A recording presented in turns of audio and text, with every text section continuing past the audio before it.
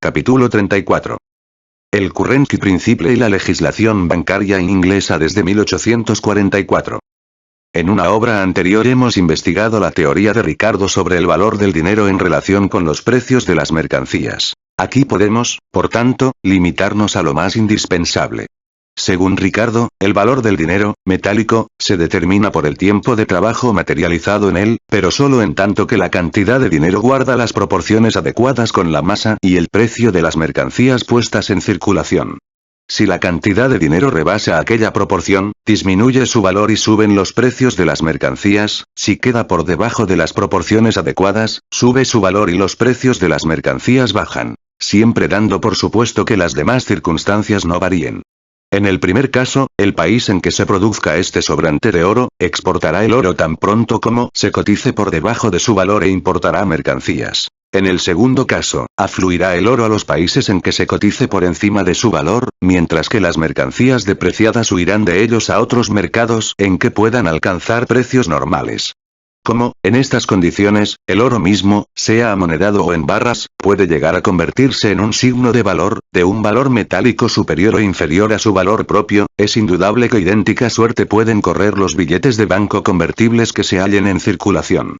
Aunque los billetes de banco sean convertibles, y, por tanto, su valor real corresponda a su valor nominal, la masa global del dinero circulante, oro y billetes, de aggregate currency consisting of metal and of convertible notes, puede apreciarse o depreciarse, según que su cantidad total, por las razones más arriba expuestas, se eleve o descienda por encima o por debajo del nivel determinado por el valor de cambio de las mercancías circulantes y por el valor metálico del oro. Esta depreciación, no la del papel con respecto al oro, sino la del oro y la del papel juntos, o sea, la de la masa total de los medios de circulación de un país, constituye uno de los principales descubrimientos de Ricardo, que Lord Overstone y Co. pusieron a su servicio y que Sir Robert Peel convirtió en principio fundamental de su legislación bancaria de 1844 y 1845. Cit. p. 155. No necesitamos reproducir aquí la demostración, desarrollada en el mismo lugar de la falsedad de esta teoría ricardiana. Solo nos interesa una cosa: el modo como las tesis de Ricardo fueron elaboradas por la escuela de los teóricos bancarios, de donde surgieron las leyes bancarias de Peel, citadas más arriba. Las crisis comerciales producidas durante el siglo XIX, especialmente las grandes crisis de 1825 y 1836, no desarrollaron la teoría ricardiana del dinero, pero sí sacaron de ello nuevas consecuencias prácticas. No eran ya fenómenos económicos sueltos, como los que en Hume explican la depreciación de los metales preciosos en los siglos XVI y XVII, o los que en Ricardo determinan la depreciación del papel moneda durante el siglo XVIII y a comienzos del XIX, sino las grandes tormentas del mercado mundial, en las que se descarga el choque de todos los elementos del proceso burgués de producción, cuyo origen y cuya solución se buscaban dentro de la órbita más superficial y más abstracta de este proceso, en la órbita de la circulación del dinero. La premisa verdaderamente teórica de la que parte la escuela de los artistas económicos de las tormentas solo consiste, en realidad, en el dogma de que Ricardo ha descubierto las leyes de la circulación puramente metálica. Toda su misión quedaba reducida a someter a estas leyes la circulación fiduciaria o de los billetes de banco. El fenómeno más general y más palpable de las crisis comerciales es la baja repentina y general de los precios de las mercancías que se presenta a continuación de una alza prolongada y general de los mismos. La baja general de los precios de las mercancías puede expresarse como un alza del valor relativo del dinero en relación con todas las mercancías, y al alza general de los precios, por el contrario, como una baja del valor relativo del dinero. En ambas expresiones, se define el fenómeno, pero no se le explica. La distinta fraseología deja los términos del problema tan en pie como los dejaría su traducción del alemán al inglés. Por eso la teoría ricardiana del dinero fue recibida tan de buen grado, porque daba a una simple tautología la apariencia de una relación causal. ¿De dónde provenía la baja general periódica de los precios de las mercancías? De un descenso periódico en cuanto al valor relativo del dinero.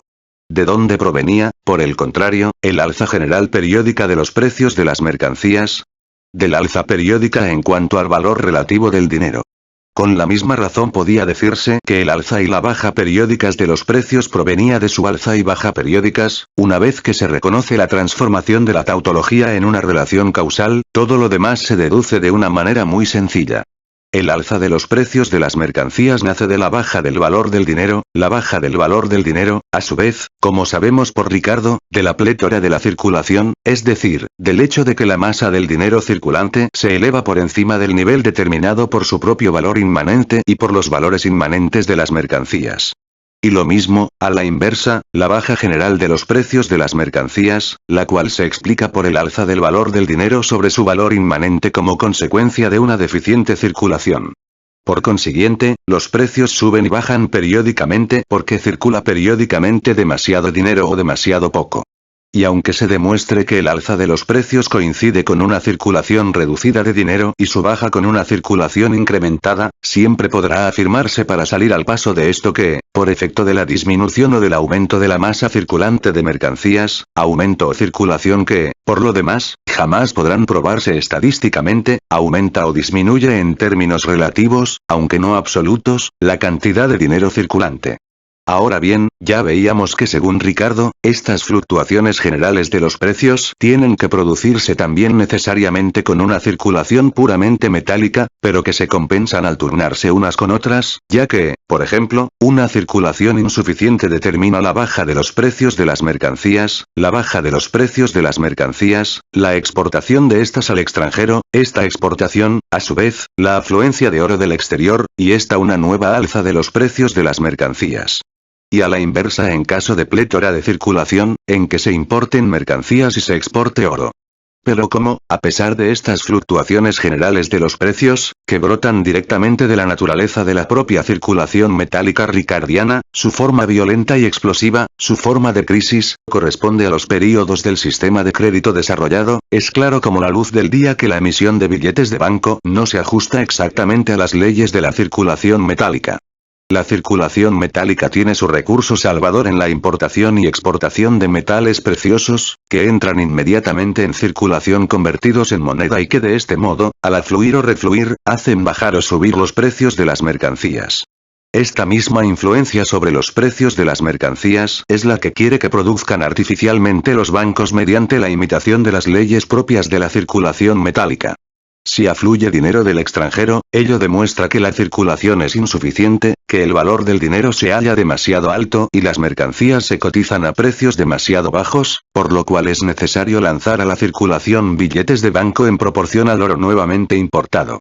Billetes que, por el contrario, deben retirarse de la circulación en la misma proporción en que el oro emigre del país. Dicho en otros términos, la emisión de billetes de banco deberá regularse con arreglo a la importación y exportación de metales preciosos o con arreglo al cambio exterior.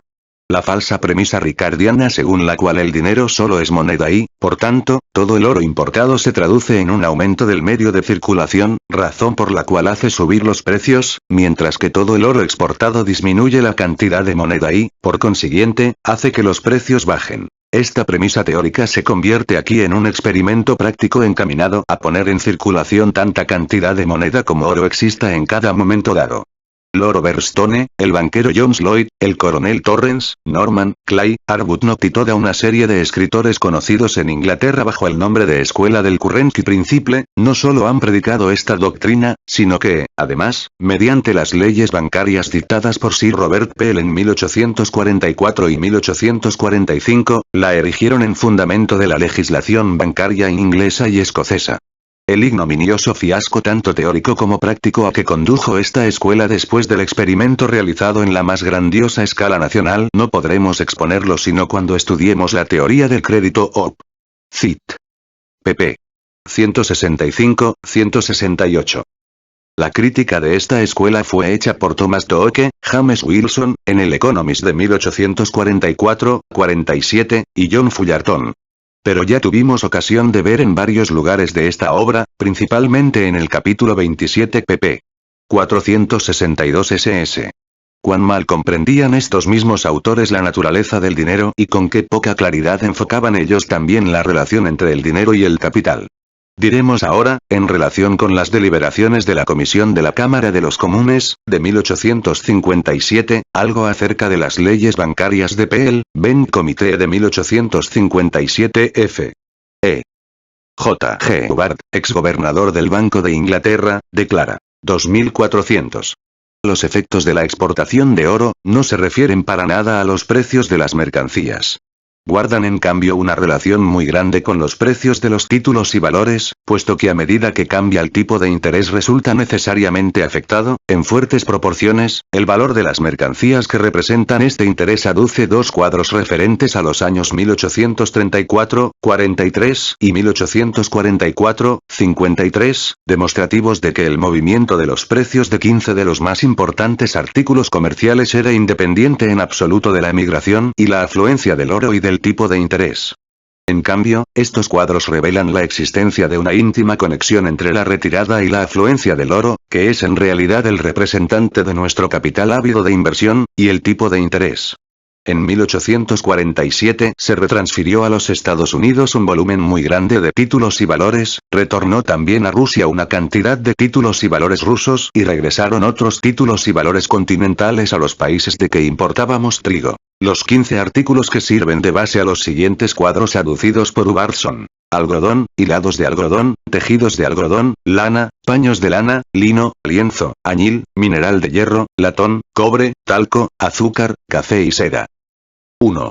De 1834 a 1843.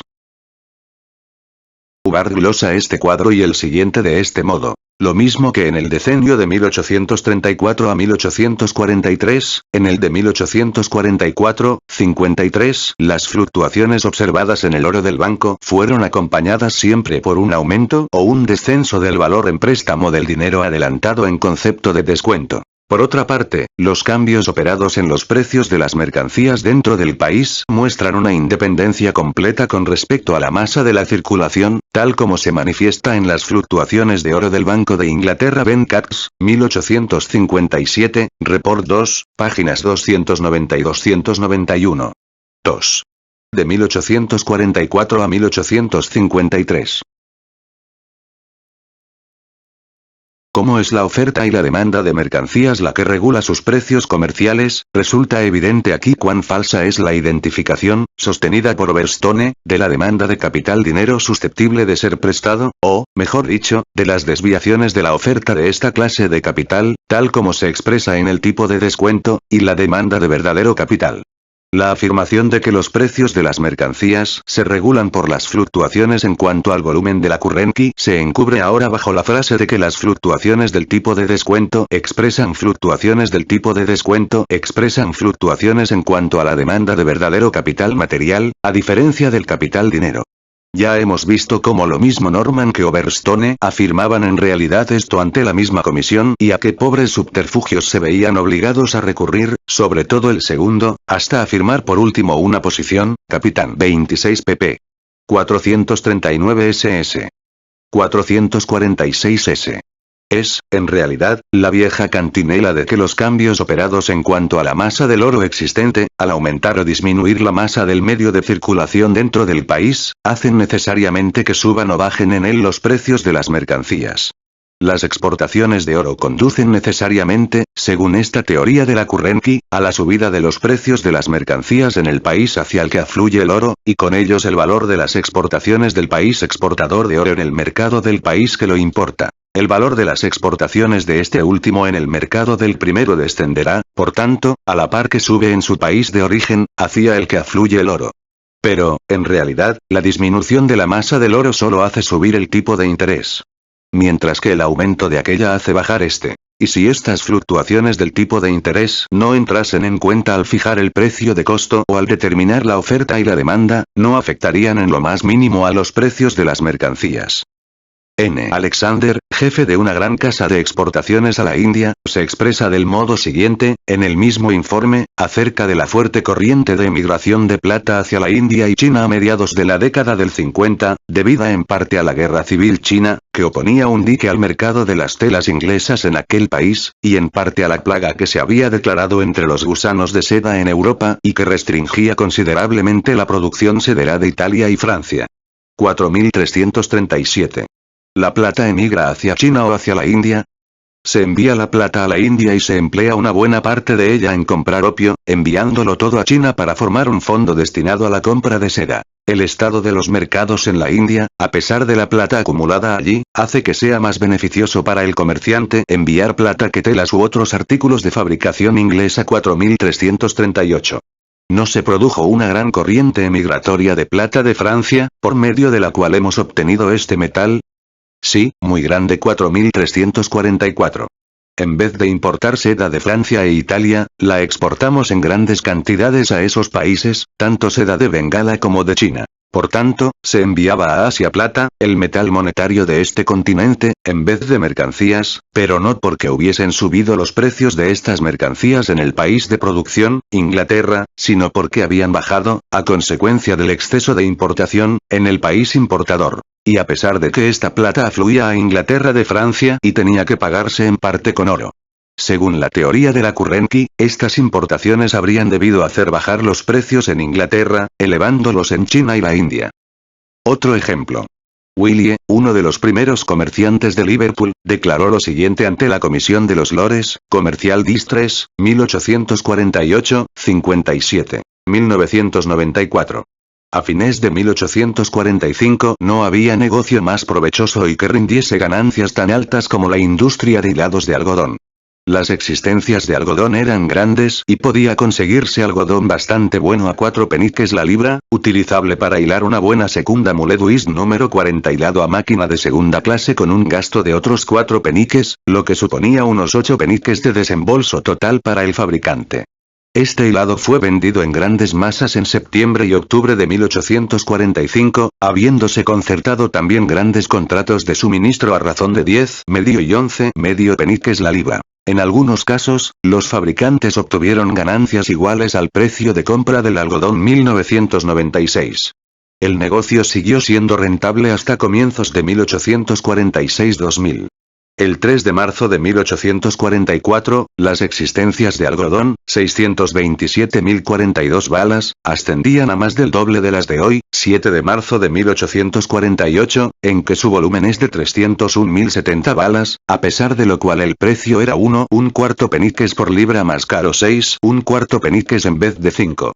Al mismo tiempo, el hilado, segunda mule d'huís número 40 de buena calidad, había bajado en octubre de 11 medio, 12 peniques a 9 medio peniques en octubre de 1847, y en diciembre a 7,75 peniques. El hilado se vendía al precio de compra del algodón que constituía su materia prima L. C. Nums. 2021-2023. Así se corroboraba la sabiduría interesada de Overstone de que el dinero debía ser caro, por ser raro el capital. El 3 de marzo de 1844 el tipo de interés bancario era del 3%. En octubre y noviembre de 1847 subió al 8 y el 9%. El 7 de marzo de 1848 era del 4%.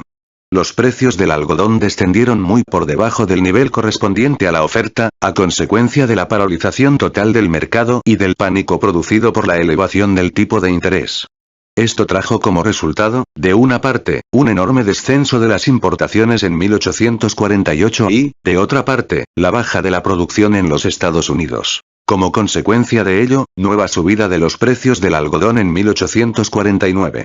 Según Overstone, las mercancías eran demasiado caras porque existía demasiado dinero en el país. 2002.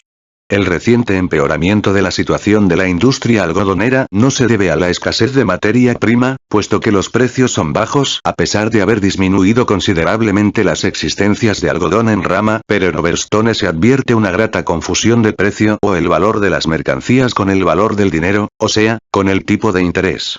En su contestación a la pregunta 2026, Willie formula su juicio de conjunto sobre la teoría de la Kurrenki, según la cual Cardwell y Sir Charles Ward, en mayo de 1847, habían afirmado la necesidad de llevar a efecto en la totalidad de su contenido la ley bancaria de L. 844. Creo que estos principios son de tal naturaleza, que asignarían al dinero un valor artificialmente alto y a todas las mercancías un valor artificialmente bajo y ruinoso, y dice, además, refiriéndose a los efectos de esta ley bancaria en cuanto a la marcha general de los negocios. como las letras a 4 meses, que son las letras corrientes libradas por las ciudades fabriles contra los comerciantes y banqueros por las mercancías vendidas a estos y destinadas a los Estados Unidos, solo podían descontarse a costa de grandes esfuerzos, viose entorpecida en considerables proporciones la exportación de los encargos, hasta la carta del gobierno de 25 de octubre declarando en suspenso la ley bancaria por la que volvieron a ser descontables estas letras a 4 meses 2097. La suspensión de esta ley bancaria fue considerada como un acto de verdadera liberación también en las provincias. 2102. En el pasado octubre de 1847 casi todos los compradores americanos que adquieren aquí mercancías restringieron todo lo posible sus encargos, y al llegar a los Estados Unidos la noticia del encarecimiento del dinero, todos los nuevos encargos cesaron. 2134.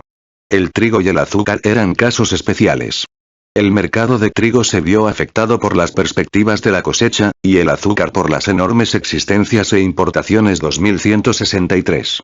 Una gran parte de nuestras obligaciones de pago hacia los Estados Unidos, se liquidaron mediante pública subasta de las mercancías consignadas y muchas fueron anuladas, me temo yo, por la bancarrota que aquí se produjo. 2196. Si mal no recuerdo, en nuestra bolsa de valores llegaron a pagarse, en octubre de 1847, hasta el 70% de intereses. La crisis de 1837, con sus largas secuelas, seguidas en 1842 de una crisis adicional completa, y la ceguera interesada de los industriales y comerciantes, quienes se negaban en redondo a reconocer la existencia de una superproducción, pues la economía vulgar consideraba este fenómeno como algo totalmente absurdo e imposible, habían conseguido sembrar por fin en las cabezas aquella confusión que permitió a la escuela de la Currency trasplantar su dogma a la práctica en una escala nacional. Se impuso así la legislación bancaria de 1844-45. La ley bancaria de 1844 divide el Banco de Inglaterra en dos departamentos. Un departamento de emisión de billetes y un departamento bancario. El primero obtiene garantías, deuda pública, en su mayor parte, por 14 millones, recibe toda la reserva metálica, de la cual solamente un cuarto a lo sumo puede consistir en plata, y emite una suma de billetes equivalente al importe total de ambas. Aquellos billetes que no se hallan aún en manos del público se custodian en el departamento bancario, en unión de la pequeña cantidad de monedas necesarias para el uso diario, hacia 1 millón, la reserva constantemente disponible del banco. El departamento de emisión entrega al público oro por billetes y billetes por oro. Las demás relaciones con el público corren a cargo del departamento bancario. Los bancos privados de Inglaterra y Gales autorizados en 1844 para emitir billetes conservan este derecho, pero su emisión de billetes es sometida a una tasa. Cuando uno de estos bancos deja de emitir billetes propios, el Banco de Inglaterra puede elevar en 2/3 de la tasa establecida el importe de billetes de banco no cubiertos. Por este método, la cifra de estos billetes se elevó en 1892 de 14 a 6 medio millones de libras esterlinas a 16.450.000 libras, para dar la cifra exacta. Esto quiere decir que por cada 5 libras esterlinas en oro que salen del tesoro del banco refluye al departamento de emisión y es destruido un billete de 5 libras. Por cada 5 soberanos que afluyen al tesoro, entra en circulación un billete de 5 libras esterlinas. De este modo, se pone en práctica la circulación ideal del papel moneda de Overstone, ajustada exactamente a las leyes de la circulación metálica, y se cierra para siempre el paso a las crisis, según las afirmaciones de los hombres de la Currency. Pero, en realidad, el desdoblamiento del banco en dos departamentos independientes privaba a la dirección de la posibilidad de disponer libremente, en momentos decisivos, de todos sus recursos disponibles, pudiendo así darse el caso de que el departamento bancario se viese abocado a la bancarrota, mientras el departamento de emisión poseía intactos varios millones de oro, y además sus 14 millones de garantías. Y este caso podía darse tanto más fácilmente cuanto que en casi todas las crisis hay un momento en que se produce una fuerte corriente de emigración de oro al extranjero, que es contrarrestada fundamentalmente por la reserva metálica del banco. Por cada 5 libras que salen al extranjero se retira de la circulación en el interior del país un billete de 5 libras. Es decir, que la masa de medios de circulación se reduce precisamente en el momento en que mayor cantidad de ellos y con mayor apremio se necesitan.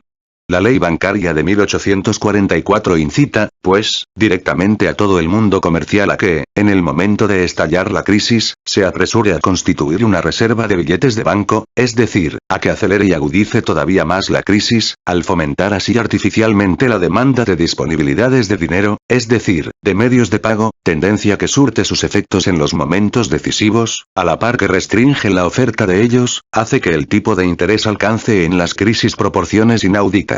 Por consiguiente, la ley a que nos referimos, lejos de impedir las crisis, lo que hace es fomentarlas hasta un punto en que tiene que hundirse todo el mundo industrial o tiene que irse a pique la ley bancaria vigente. Por dos veces, el 25 de octubre de 1847 y el 12 de noviembre de 1857, llegó la crisis a este extremo. En vista de ello, el gobierno eximió al banco de la restricción de su emisión de billetes, declarando en suspenso la ley de 1844, lo cual bastó en ambas ocasiones para conjurar la crisis. En 1847, bastó la certeza de que podían volver a obtenerse billetes de banco con garantía de primera clase, para que saliesen de nuevo a la luz del día y volviesen a lanzarse a la circulación los 4,5 millones en billetes atesorados. En 1857 se emitieron cerca de 1 millón de billetes más de la cantidad legal, pero solo por muy corto tiempo. Debe advertirse, además, que la legislación de 1844 presenta todavía ciertas huellas del recuerdo de los primeros 20 años del siglo, de la época en que se decretó la suspensión de los pagos al contado del banco y se depreciaron los billetes. Aún se percibe marcadamente el miedo a que los billetes de banco puedan perder el crédito, miedo muy injustificado, pues ya en 1825 había conjurado la crisis la puesta en circulación de una vieja cantidad de billetes de 1 libra que no tenían curso, demostrando así que el crédito de los billetes de banco permanecía inquebrantable, aún en los momentos de más fuerte y más generalizada desconfianza. Y la cosa es lógica, pues no en vano estos signos de valor se hallan respaldados en realidad por toda la nación y por su crédito. Oigamos ahora 2 o 3 testimonios acerca de los efectos de la ley bancaria. J.St. Mill opina que la ley bancaria de 1844 ha puesto un dique a los excesos de la especulación. Afortunadamente, este hombre sabio habló el 12 de junio de 1857. 4 meses después, estallaba la crisis. J.St. Mill da literalmente las gracias a los directores de bancos y al público comercial en general por el hecho de que comprenden la naturaleza de una crisis comercial mucho mejor que antes y el gran daño que se infieren a sí mismos y que irrogan al público al apoyar los excesos de la especulación. Ben Comité, 1857, núm. 2031. El sabio Mill entiende que si se emiten billetes de 1 libra para adelantarlos a los fabricantes, etc., que desembolsan salarios, estos billetes pueden ir a parar a manos de otros que los inviertan para fines de consumo, en cuyo caso los billetes constituyen de por sí una demanda de mercancías y pueden, momentáneamente, tender a fomentar una subida de precios. Núm. 2066. El señor Mill cree, por tanto, que los fabricantes pagarán salarios más altos porque los paguen en papel en vez de pagarlos en oro. O entiende que si el fabricante obtiene un adelanto de 100 libras esterlinas en billetes y canjea estos por oro, este salario encontrará menos demanda que si lo pagase directamente en billetes de 1 libra. ¿Acaso no sabe que en ciertos distritos mineros, por ejemplo, se pagaban los salarios en billetes de bancos locales, distribuyéndose un billete de 5 libras entre varios obreros? ¿Es que esto aumenta su demanda? ¿O acaso los banqueros adelantan a los fabricantes dinero más fácilmente y en mayor abundancia en billetes pequeños que en billetes grandes? Este extraño miedo que Mill siente a los billetes de 1 libra sería inexplicable si toda su obra de economía política no diese pruebas de un eclecticismo que no retrocede ante ninguna contradicción. De una parte, se pronuncia en muchas cosas a favor de Tocqué y en contra de Overstone. De otra parte, cree en la determinación de los precios de las mercancías por la cantidad de dinero existente. No está, pues, convencido, ni mucho menos, de que por cada billete de a libra que se emita, suponiendo que todas las demás circunstancias permanezcan invariables, afluya un soberano al tesoro del banco. Teme que la masa de medios de circulación aumente y que, como consecuencia de ello, se deprecie, es decir, que suban los precios de las mercancías. Eso y no otra cosa es lo que se esconde detrás de los reparos apuntados más arriba. Acerca del desdoblamiento del banco y de la excesiva preocupación por garantizar el reembolso de los billetes de banco, declara Toque ante la Comisión sobre las Commercial Distress, 1848, 57. Las grandes fluctuaciones del tipo de interés producidas en 1847, comparadas con las del 1837 y 1839, se deben exclusivamente, según él, a la división del banco en dos departamentos, 3010. La seguridad de los billetes de banco no resultó afectada en 1825, ni en 1837 y 1839, 3015. La demanda de oro en 1825 solo se proponía llenar el vacío producido por el completo descrédito en que habían caído los billetes de 1 libra emitidos por los bancos provinciales. Este vacío solo podía llenarse con oro, entre tanto que el Banco de Inglaterra emitiese también billetes de libra. 3022, en noviembre y diciembre de 1825 no existía ni la más pequeña demanda de oro para la exportación. 3023. Por lo que se refiere a la falta de crédito del banco dentro y fuera del país, una suspensión de los pagos de dividendos y depósitos habría traído consecuencias mucho más graves que una suspensión de los pagos de billetes de banco. 3028. 3035. ¿No opina usted que cualquier factor que ponga en peligro en última instancia la convertibilidad de los billetes de banco en momentos de crisis comercial, puede crear nuevas y serias dificultades? En modo alguno. En el transcurso del año 1847. El aumento de la emisión de billetes de banco habría contribuido tal vez a aumentar de nuevo el oro en caja del banco, como lo hizo en 1825. 3058. Neumarch declara en 1857 ante el Comité on Banks. 1357. El primer efecto malo, en que se tradujo esa separación de los dos departamentos, del banco, y el consiguiente innecesario desdoblamiento de la reserva oro fue que las operaciones bancarias del Banco de Inglaterra, es decir, toda aquella rama de sus operaciones que lo mantiene en relación más directa con el comercio del país, tenían que proseguirse ahora con la mitad solamente del volumen de las antiguas reservas. Y este desdoblamiento de las reservas trajo como consecuencia el que, al reducirse por poco que fuese la reserva del departamento bancario, el banco se viese obligado a elevar su tipo de descuento. Por eso esta disminución de las reservas provocó toda una serie de cambios bruscos en cuanto al tipo de descuento. 1358. Estos cambios fueron unos 60 hasta junio de 1857, mientras que antes de 1844, en el mismo período de tiempo, no habían pasado de una docena. Tiene también un interés especial la declaración formulada ante el Comité de la Cámara de los Lores para las Commercial Distress, 1848-1857, por Palmer, quien desde 1811 fue director y durante algún tiempo gobernador del Banco de Inglaterra. 828. En diciembre de 1825, el banco solo retenía 1.100.000 libras esterlinas oro. Y habría dado en quiebra total, irremisiblemente, si por aquel entonces hubiera estado en vigor esta ley, la de 1844. En diciembre emitió, me parece, de 5 a 6 millones de billetes en una sola semana, lo cual alivió de un modo considerable el pánico existente. 825. El primer período desde el 1 de julio de 1825 en que la actual legislación bancaria se habría derrumbado si el banco hubiese intentado llevar a término las transacciones ya iniciadas, fue el del 28 de febrero de 1837, por aquel entonces, el banco tenía en su poder de 3.900.000 a 4 millones de libras esterlinas, y solo habría podido guardar en reserva 650.000. Otro período es el de 1839, que va del 9 de julio al 5 de diciembre 826. ¿A cuánto ascendía la reserva, en este caso?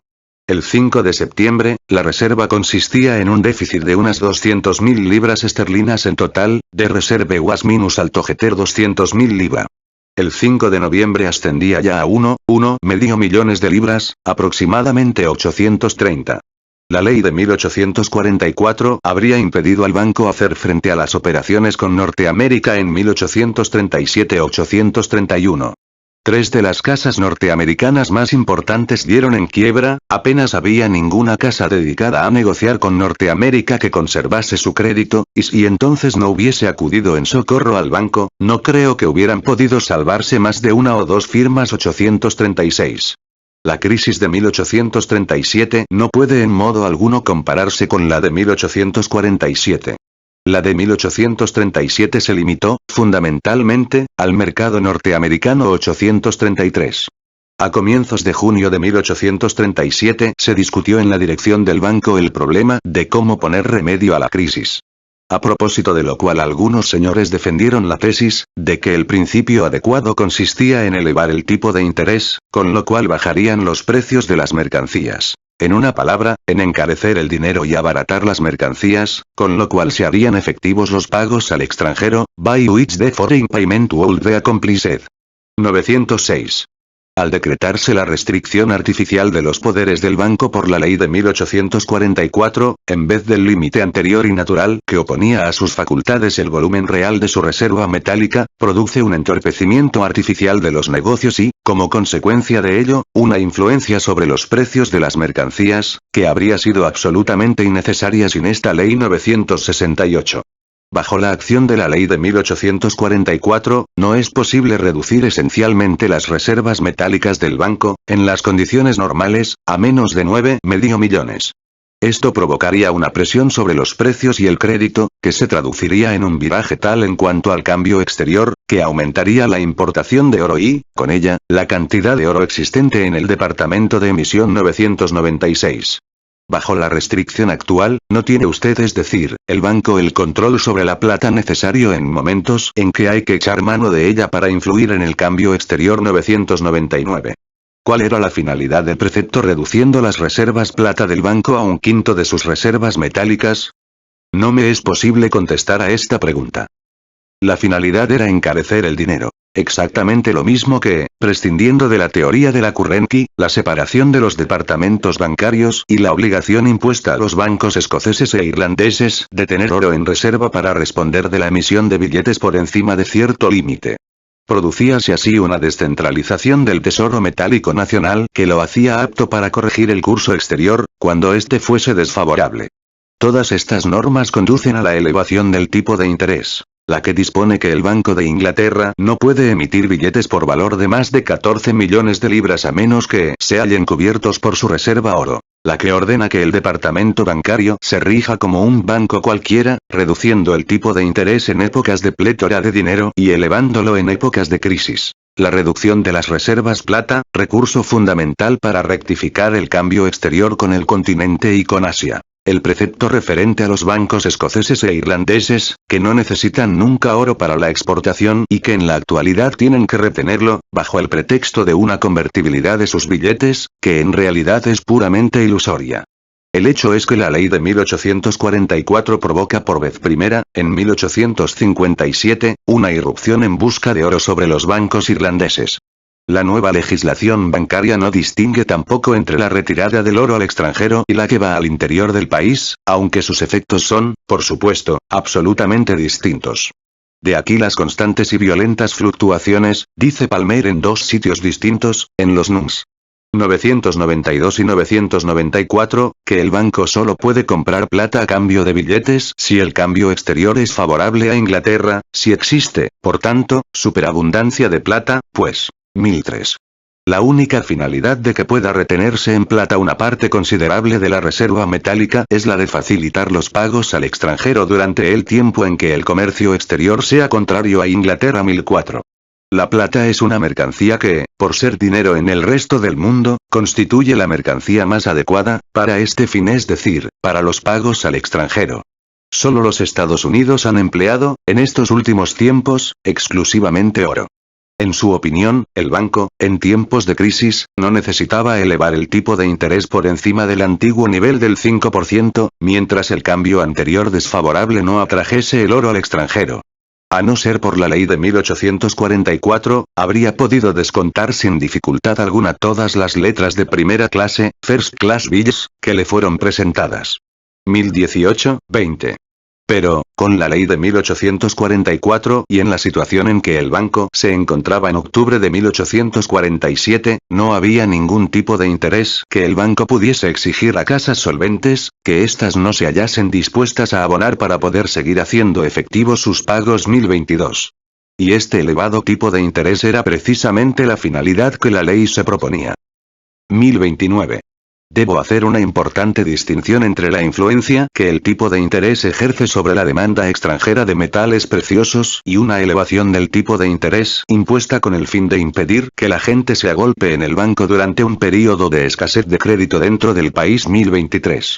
Antes de la ley de 1844, cuando el cambio era favorable a Inglaterra y reinaba en el país la inquietud e incluso el pánico, no se oponía ningún límite a la emisión de billetes, lo único que podía aliviar este estado de crisis. Así se expresa un hombre que estuvo durante 39 años al frente de la dirección del Banco de Inglaterra. Escuchemos ahora a un banquero privado, Dwells, socio de la firma Spooner, Atwood. Desde 1801. Es el único de todos los testigos que desfilan ante el Benn Comité de 1857 que echa una mirada a la situación real del país y ve la crisis que se avecina. Trátase, por lo demás, de una especie de Little Selling Man de Birmingham, pues no en vano sus socios, los hermanos Atwood, son los fundadores de esta escuela, véase Contribución a la crítica de la economía política, p. 59. He aquí lo que dice. 4488. ¿Qué efectos cree usted que ha tenido la ley de 1844? Si hubiera de contestarle como banquero, le diría que ha dado resultados excelentes, pues ha suministrado una abundante cosecha a los banqueros y capitalistas, financieros de todas clases. Ha dado, en cambio, resultados muy malos para el hombre de negocios honrado y laborioso, que necesita un tipo de descuento estable para poder hacer sus arreglos con cierta seguridad, ha convertido los préstamos de dinero en un negocio extraordinariamente rentable. 4489. La ley bancaria permite a los bancos por acciones de Londres pagar el 20 al 22%. Uno estaba pagando hace poco el 18% y otro, creo, el 20%. Tienen razones sobradas para apoyar la ley 4490. Oprime mucho a los pequeños comerciantes y a los comerciantes respetables que no disponen de gran capital.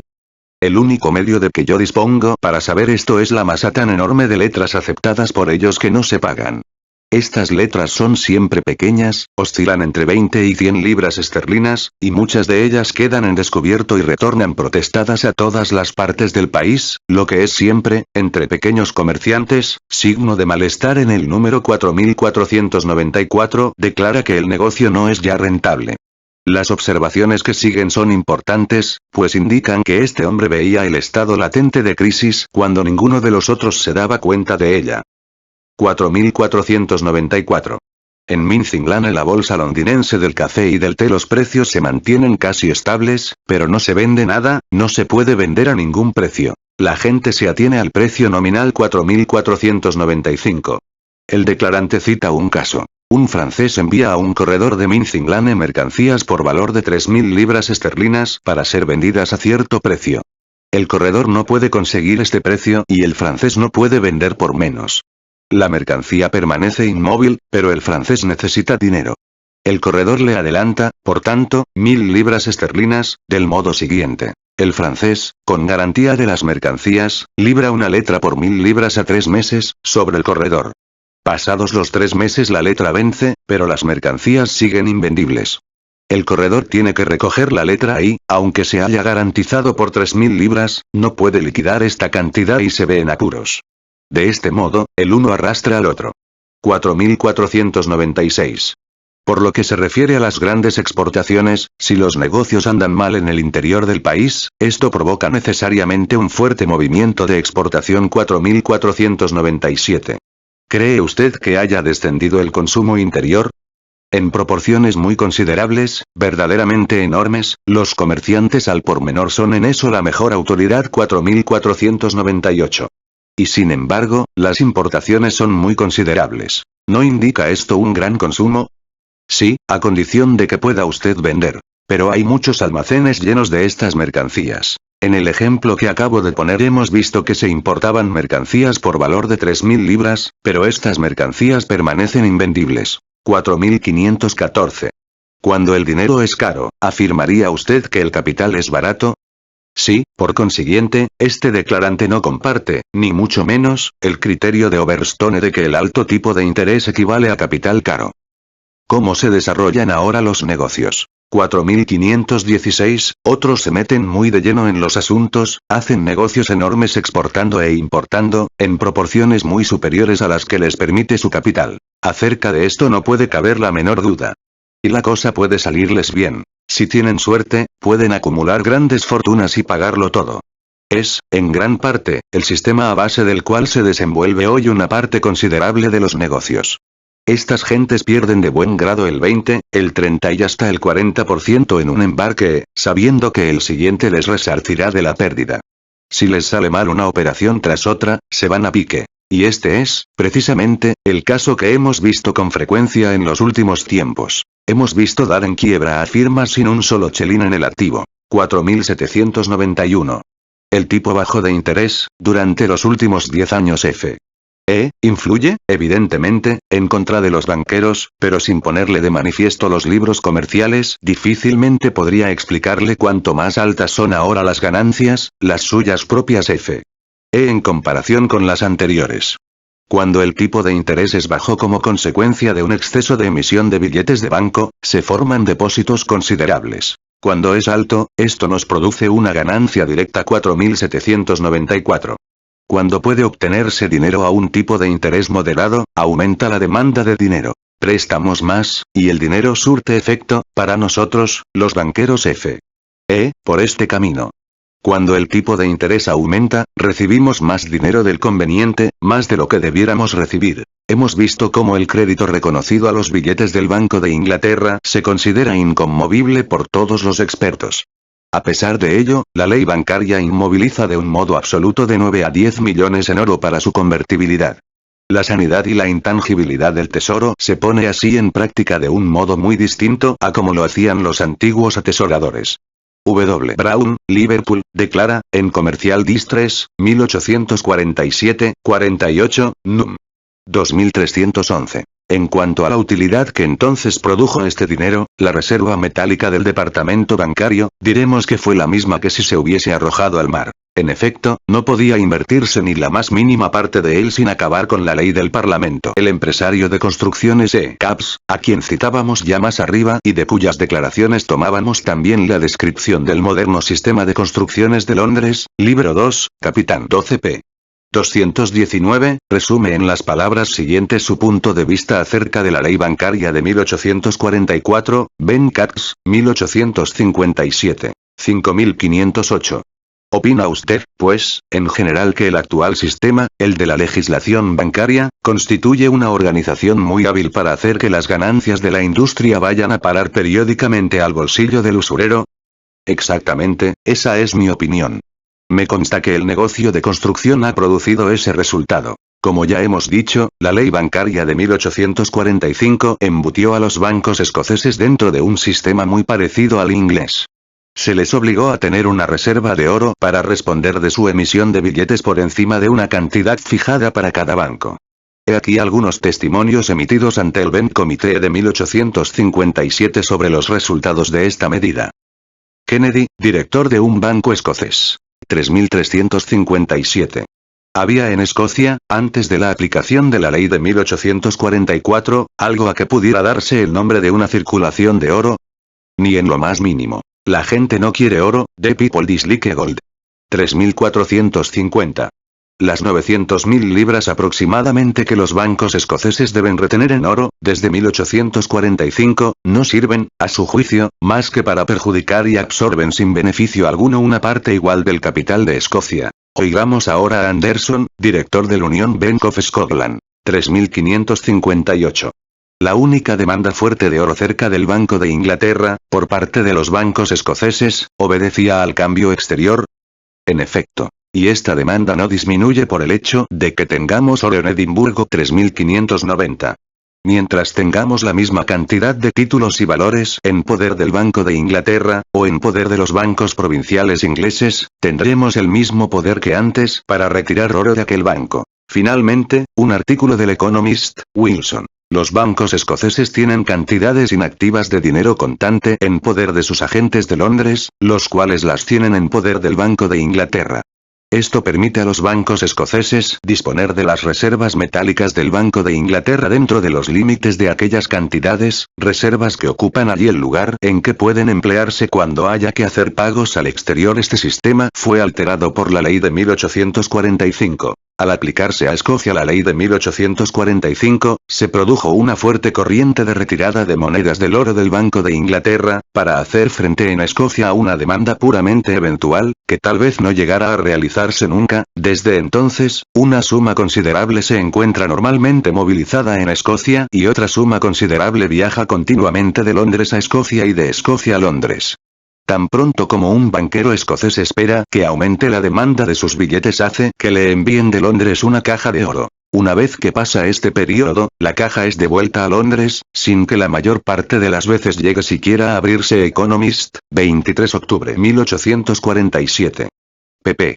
1214s. ¿Y qué dice a todo esto el padre de la ley bancaria, el banquero Samuel Jones Lloyd, alias Lord Overstone?